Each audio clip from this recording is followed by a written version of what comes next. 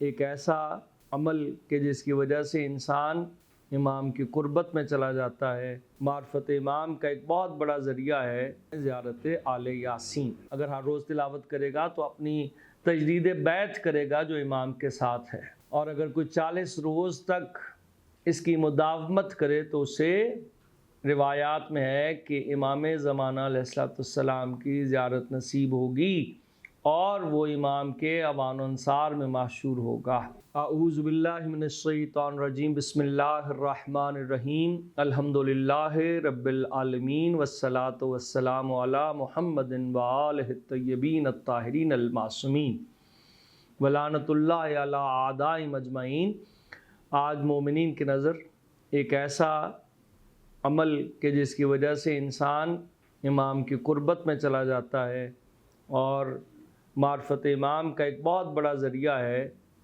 اور اس زیارت کو کہتے ہیں زیارت آل یاسین، جس کے پڑھنے کا بہترین وقت یہ ہے کہ انسان نماز فجر کے بعد زیارت آل یاسین کو جو ہے وہ تلاوت کرے۔ زیارت آل یاسین ان توقیحات میں سے ہے جو امام زمانہ علیہ السلام کی طرف سے ہیں، اور اس کو زیارت آل یاسین کو شیخ صدوق نے بھی اور شیخ توسی دونوں نے نقل فرمایا اپنی کتب کے اندر۔ زیارت آل یاسین میں امام کے اوصاف، ذمہ داریاں اور ان کی ولایت کا ذکر ہے، اور اس میں انسان ہر روز اگر ہر روز تلاوت کرے گا تو اپنی تجدید بیعت کرے گا جو امام کے ساتھ ہے۔ تو اس سے بڑھ کر اور کیا ذریعہ ہو سکتا ہے کہ انسان اپنی، اور اگر کوئی 40 روز تک اس کی مداومت کرے تو اسے روایات میں ہے کہ امام زمانہ علیہ السلام کی زیارت نصیب ہوگی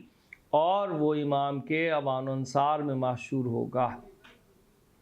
تو لہٰذا زیارت آل یاسین، اس کے پڑھنے کا جو ہمارے اساتذہ سے ہم تک طریقہ پہنچا، میں آپ کے گوش گزار کر رہا ہوں کہ انسان نماز فجر پڑھنے کے بعد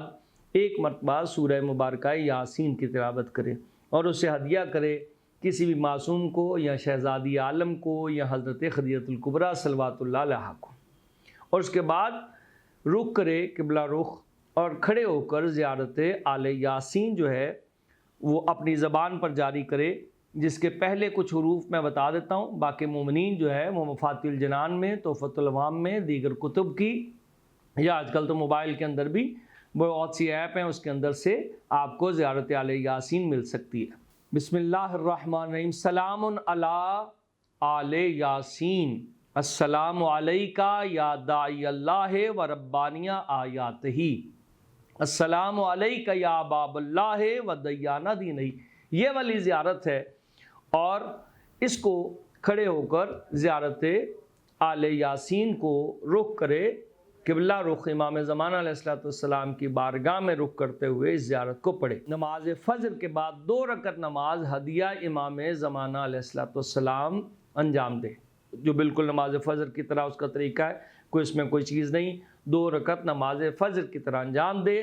اور اس کے بعد دعا ہے زیارت آل یاسین کی وہ اپنی زبان کے اوپر جاری کرے، وہ بیٹھ کے بھی پڑھ سکتا ہے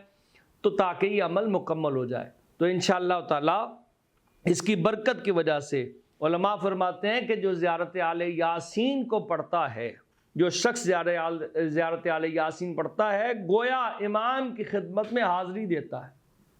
تو کون ایسا مومن ہے جو یہ نہیں چاہے گا کہ اس کی حاضری امام زمانہ کے حضور میں ہو؟